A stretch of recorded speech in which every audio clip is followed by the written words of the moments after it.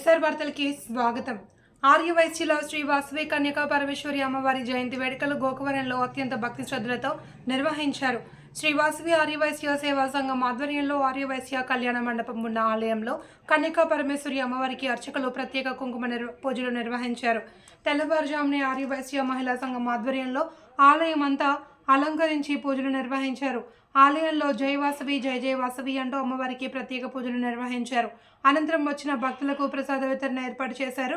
ఈ కార్యక్రమంలో ఆలయ కమిటీ అధ్యక్షులు చిలక, ఆర్యవైశ్య సేవా సంఘ సభ్యులతో పాటు మహిళా సంఘ సభ్యులు ఇతరులు పాల్గొన్నారు.